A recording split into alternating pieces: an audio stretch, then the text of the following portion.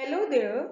Today we will do the chapter 5 Should Wizard Hit Mommy of the supplementary reader of class 12th.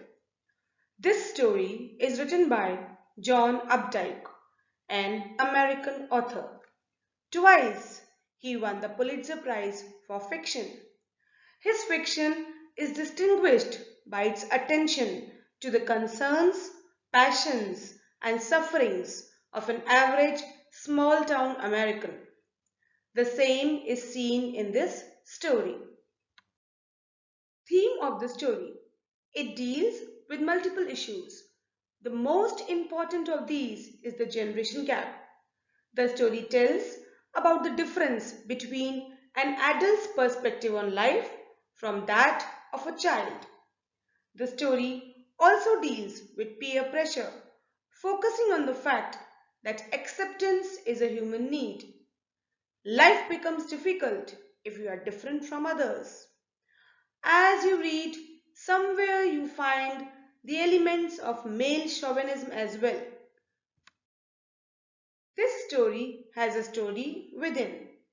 Genre of the main story is realistic fiction.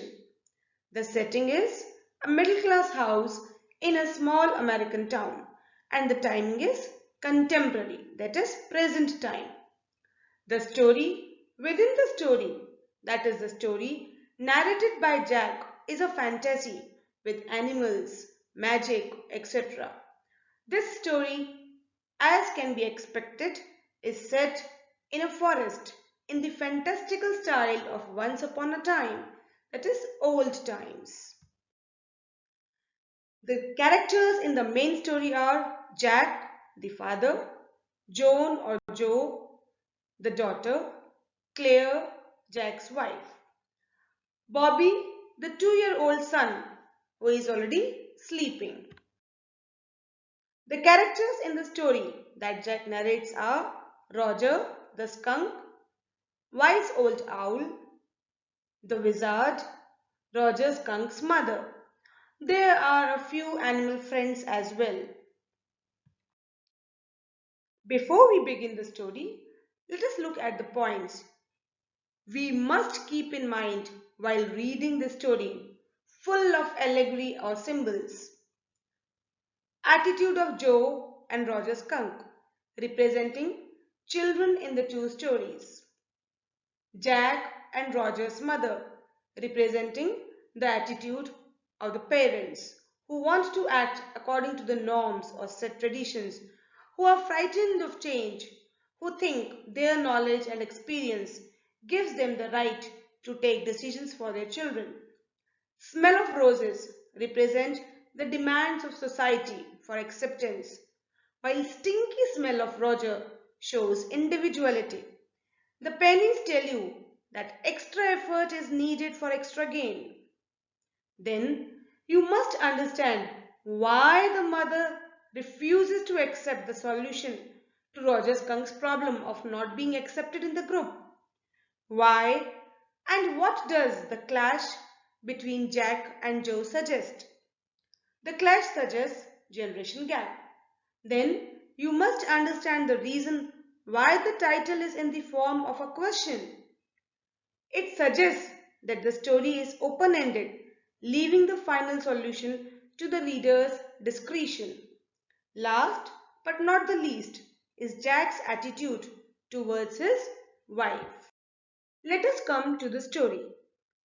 Jack has been telling Joe, his 4-year-old daughter, bedtime stories in the evening and for Saturday naps, that is, short sleep during the day, since she was 2 years old. All his stories had the same plot. An animal Roger would face a problem. He would go to the wise old owl for a solution. The owl would send him to the wizard, who would help in return of some pennies. But Roger would never have enough. So the wizard would tell him to go to a certain place to fetch some more pennies. And Roger would do that. Then Roger would return, play with his friends, and go home before his daddy would be back from Boston by train. Jack would describe their supper and the story would be over. Now Joe is getting older and does not sleep easily like her younger brother Bobby. She is excited for a story.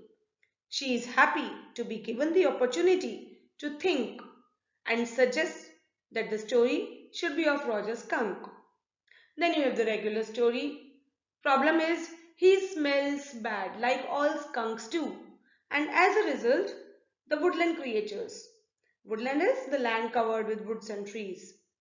These creatures do not play with him and tease him, calling Roger Stinky Skunk. Stinky is unpleasant smell.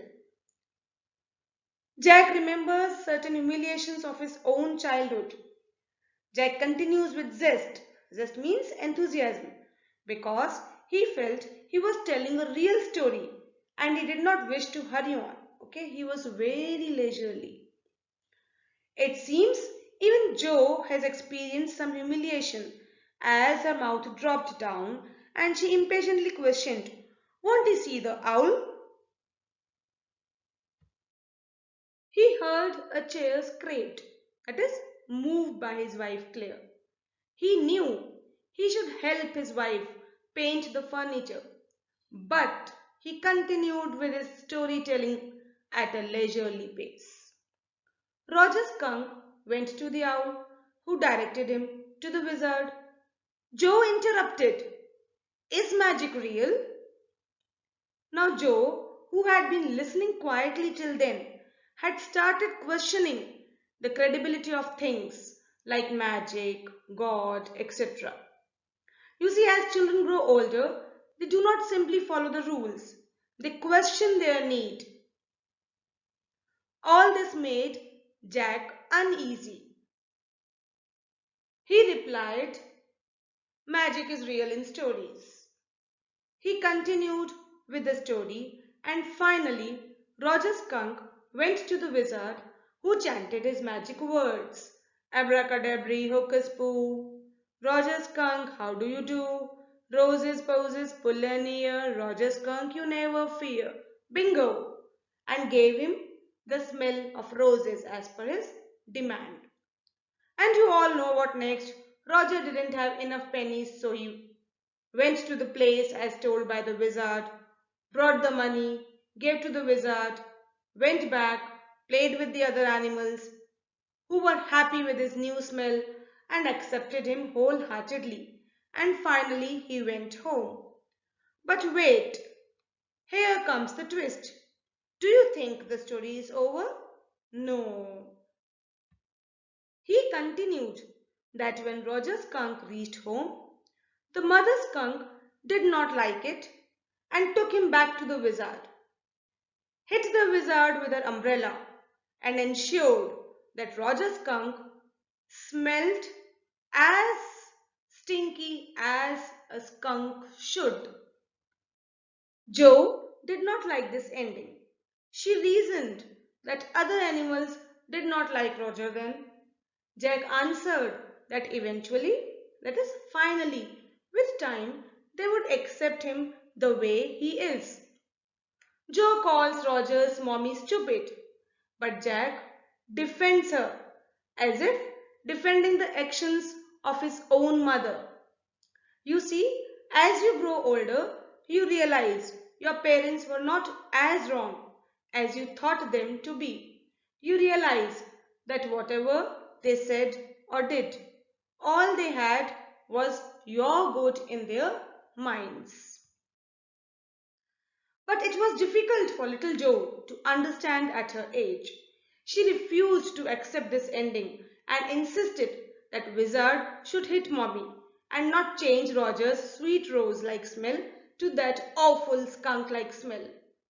So Jack says that Roger accepted his mother's decision because he loved his mother more than he loved all the other animals.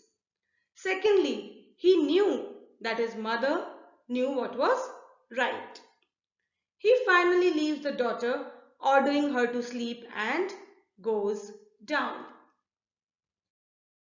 He was tired telling the story. He did not help his wife. only saw how half the woodwork was old tin and half was new. He felt he was stuck in an ugly middle position along with his wife in a cage. He did not want to speak with her, work with her, or touch her, anything. Why? Jack was conscious of his duties as a father and as a husband.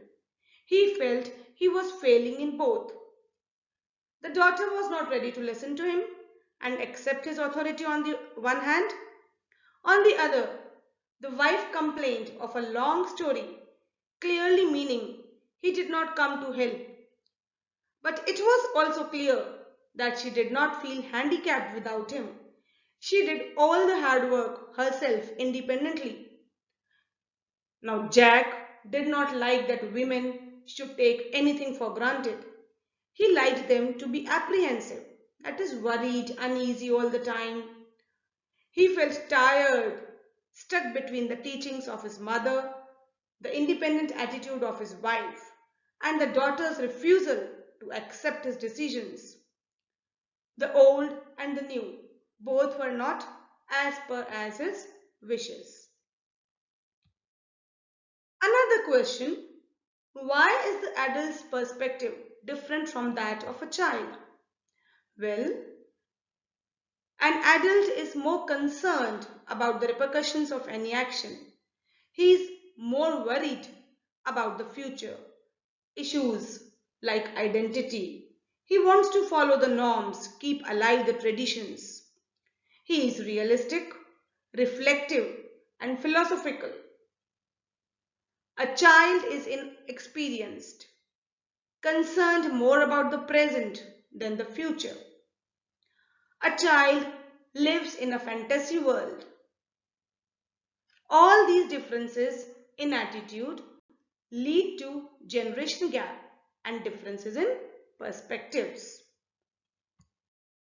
I hope you have understood the chapter along with the points the author is raising. Thank you and keep enjoying literature.